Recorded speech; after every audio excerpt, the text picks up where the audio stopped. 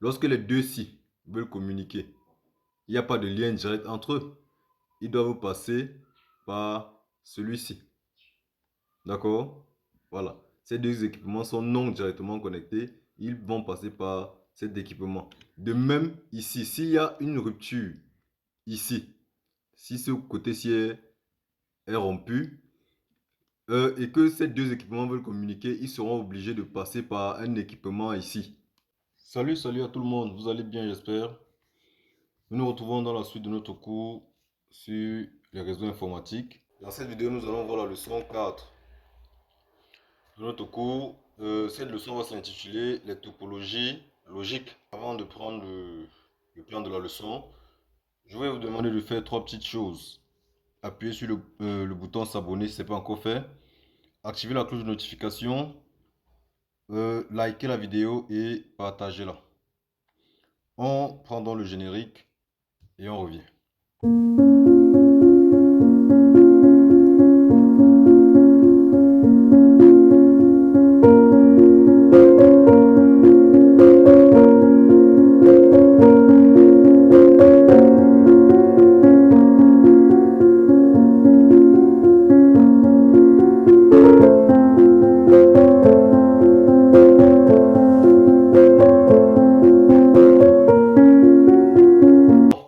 Le plan de notre leçon est le suivant. En grand 1, nous aurons la définition. En grand 2, nous allons parler des types de topologies logiques. Sans plus tarder, on va passer donc au grand 1. Qu'est-ce qu'une topologie logique? Nous avons ce schéma et nous allons voir ce qui se passe.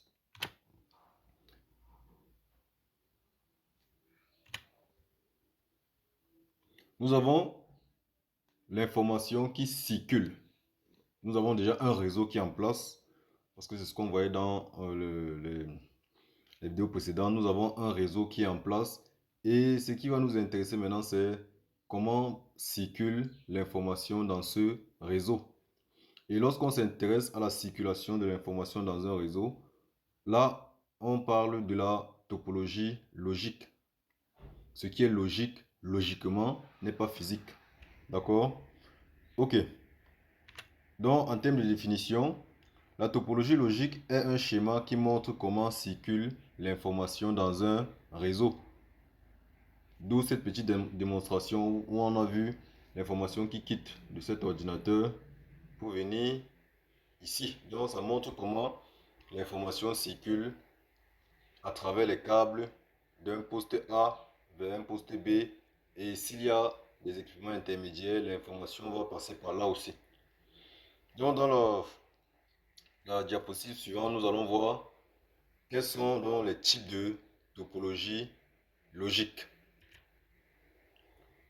Avant de répondre à cette question-là, je vais déjà vous briefer dessus. Il existe deux types de topologie logique. Nous avons le mode de diffusion et nous avons aussi le mode de point à point. Commençons déjà par le mode de diffusion. On va bien observer.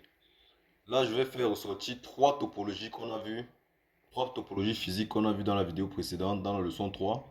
Vous allez voir que nous avons la topologie en bus ici, la topologie en étoile ici et la topologie en anneau. Ces trois topologies partagent quelque chose en commun. Vous allez voir que les équipements ici partagent le même support de transmission. Le support de transmission dans la topologie en bus ici, c'est ce qu'on va même appeler le bus, donc c'est le câble. Le support de transmission qui est partagé dans le cadre d'une topologie en étoile, c'est cet équipement central. Au niveau de l'anneau, c'est la même chose. C'est le support de transmission qui est partagé, qui est l'anneau ici. D'accord? C'est cette manière de penser là.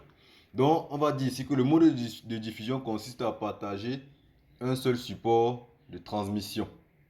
Chaque message envoyé par un équipement sur le réseau est reçu par tous les autres. Comme exemple de topologie logique fonctionnant avec ce mode, nous avons Ethernet, AppleTalk. Ethernet.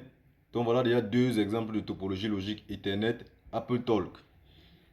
Ethernet va être utilisé dans une topologie physique en bus ou en étoile. Nous avons aussi Token Ring qui est un deuxième exemple de topologie, qui est un troisième exemple de topologie logique. Enfin, nous avons FDDI. Ces deux topologies logiques pourront être appliquées à une topologie en nano. Maintenant, l'avantage de ceci, c'est que à tout moment, chaque équipement a le droit d'envoyer un message sur le réseau.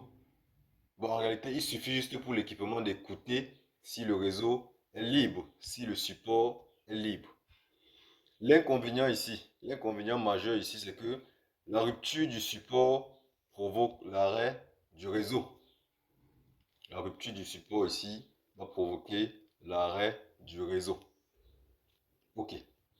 Donc voilà en quelque sorte le fonctionnement du mode de diffusion. Donc en résumé, lorsque les équipements partagent le même support de transmission, là, on va dire que c'est ce mode de diffusion qui est appliqué, puisque la diffusion même c'est le fait d'avoir une station qui émet et d'avoir plusieurs stations qui reçoivent au même moment le signal. D'accord? Voilà. Euh, on va donc passer au mode du point à point. Voilà, observez très bien. Et vous allez comprendre pourquoi on va appeler ce mode le mode de point à point. Vous allez remarquer ici que le support de transmission qui est là va connecter à chaque fois une paire d'équipements. Ça veut dire deux équipements. Ce support-ci va connecter ces deux-ci. Le support-ci va connecter les deux-ci. D'accord? Ce support va connecter les deux-ci et ainsi de suite. Donc, à chaque fois, le support de transmission va connecter une paire d'équipements. De même ici, ce support connecte les deux-ci. Ce support connecte les deux-ci et ainsi de suite. C'est pour ça qu'on va dire le mode de point à point.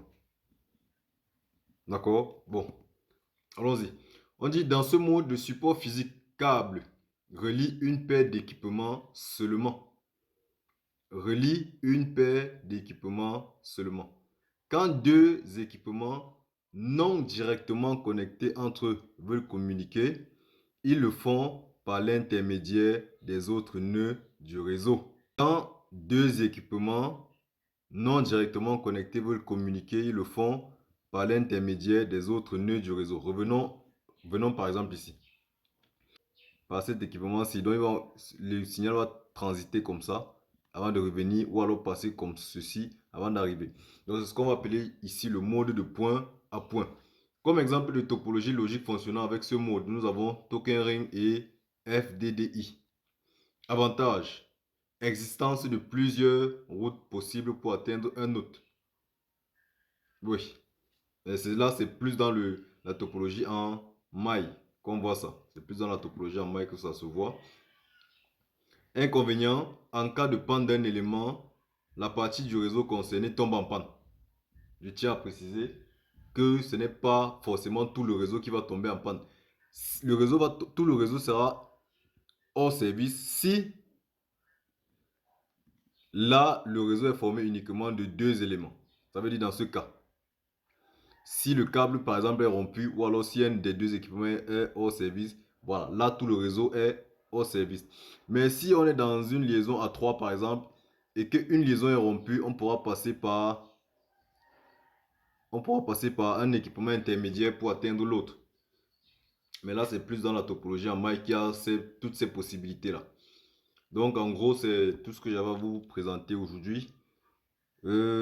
J'espère que vous avez bien compris la différence entre ces deux modes de fonctionnement logique que je viens d'expliquer. Là, on chemine déjà à la fin. Si vous avez bien compris, si vous avez bien suivi cette leçon, vous devez être capable de répondre à ces questions-ci. Définir topologie logique. Donnez les deux types de topologie logique avec un exemple et un inconvénient, avec un avantage et un inconvénient pour chaque topologie. Donnez les topologies physiques et leur topologie logique équivalente. Donc pour chaque topologie physique, il faut donner sa topologie logique équivalente. On se dit donc à la leçon 5. Dans la leçon 5 ici, nous allons parler des architectures réseau. Et vous allez remarquer que sur la chaîne, en parallèle aussi, il y a le cours sur l'algorithme qui continue. Donc, ça ne dérange pas. Vous pouvez suivre tout ça au même moment. Ok, ciao.